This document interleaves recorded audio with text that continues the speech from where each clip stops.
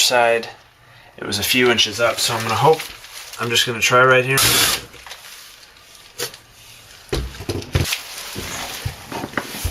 Well, I drilled a small hole and cut an access hole to look in there, and I didn't see any water valves. I went back into the shower and looked down with a mirror, and I didn't see any water valves. I don't think there's any valves in here, so I have to cut an access panel and go to the store, buy 2 valves, solder them in, cut the pipe, and add 2 valves just so I can turn off water to the shower.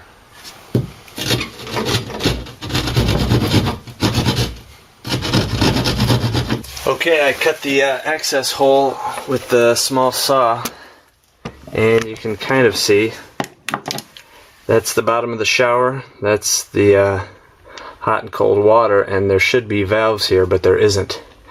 So I have to go to the store, buy 2 valves, cut both sides, install the valves so I can turn the water off. Well, since there's virtually no room in that access panel to get to the where I want to put the valves in, I'm just going to take out this tile right now. Even with the water shut off to the entire house, I'm just going to rip out this area, put in the valves, because I need to work here first.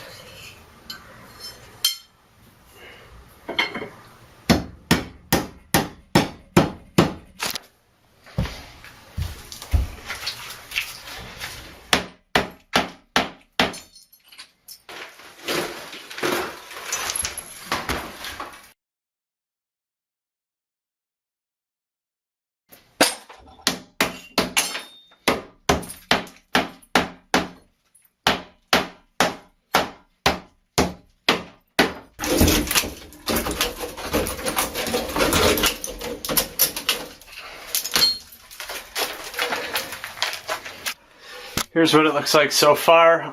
It did help that I had done this before.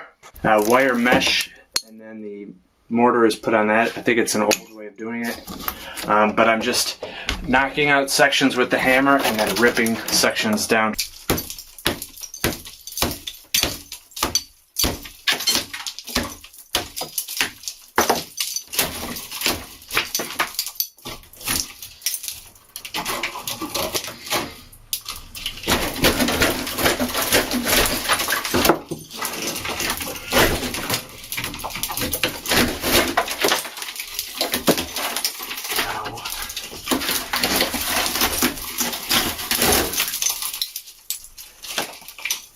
Okay, here's the bathroom at 2/3 of the way with everything removed. Just plugging along.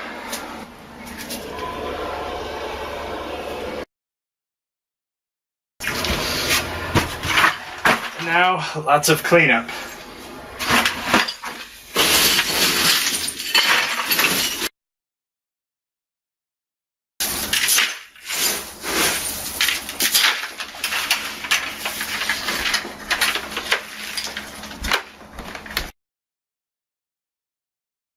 Well, we got all the tile and the rock and the steel mesh removed. It wasn't easy. It took about 3.5 hours of using the hammer and cleaning everything up.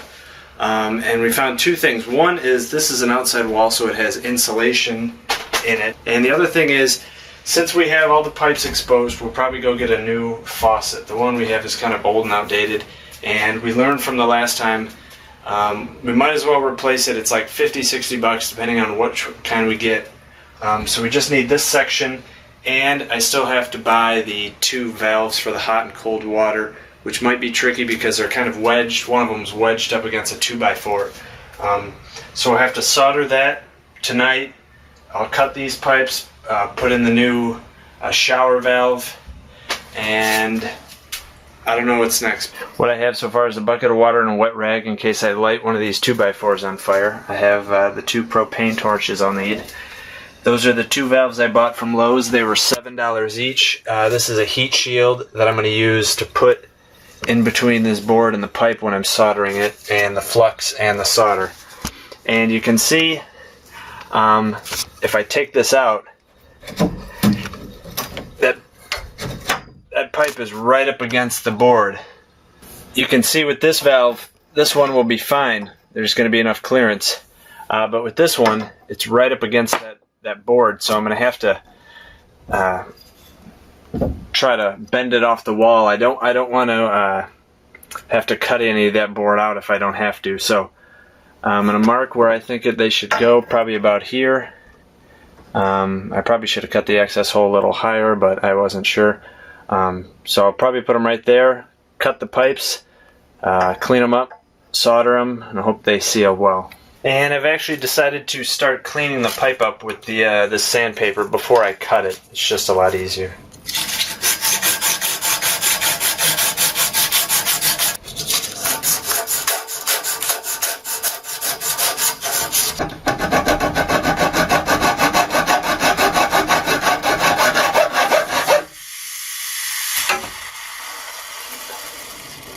Okay, so I cut the two bottom pipes down here for the two valves, and now I'm going to use this tool to cut these pipes up here. Well, actually, just after I started cutting, I realized that this was only being held in by the shower spout up there, and you can kind of see that the wall is all torn up, the drywall there. So I'm going to cut out this section of drywall, take this whole section of pipe out, and then I will be able to just manually unscrew these so I don't have to cut the pipe, because this needs to be replaced anyways up here. So I'm just going to take this whole thing out and disassemble it.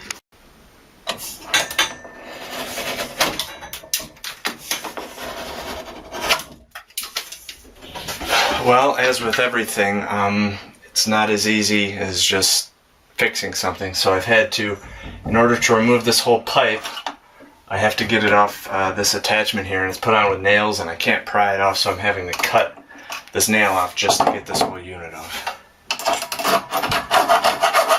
Okay, I finally have this whole assembly removed. I'm going to take it downstairs, make it easier to work on.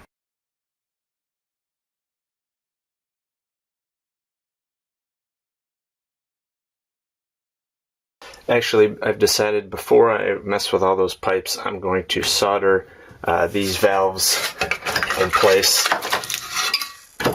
That was left over. I hope, yep. That scared me for a second. I'm going to solder these in place. I probably should go downstairs and drain out the water. Well, it turns out that this was the hot water, and I forgot when I turned on the tap in the basement to drain all the water out of the pipes. I only opened up the cold, which is this side. I forgot to open up the hot and cold to drain water out of both pipes for the whole house. So all the water's out. I'm going to clean these up, put flux on them, and solder the valves in place. Well, I put flux on the inside of these valves as well. Not sure if I needed to. The flow direction arrow is on here. So that one go there. This one, the flow is going in that direction. I'm going to clean up the flux, the excess flux from around the pipe, because I learned from last time the goal is to draw the solder up into the weld, which is especially important on this weld because it's going upwards. So everything's cleaned off. I have the old propane tank, and not light them on fire.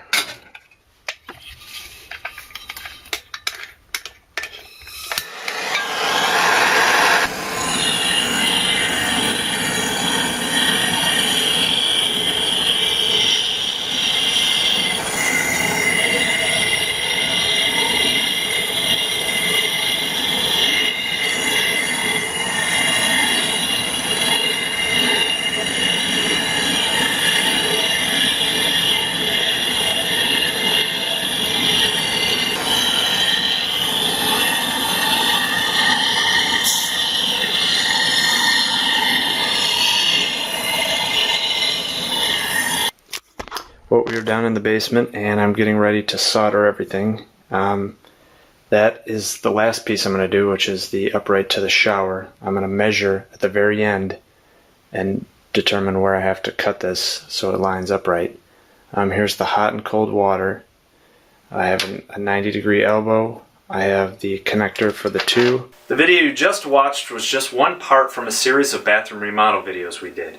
Click next to see the next video in the series, or you could check out my bathroom remodel playlist to see all the videos we did while remodeling the 3 bathrooms in our house. And if you found this video helpful, feel free to like the video and subscribe. Thanks.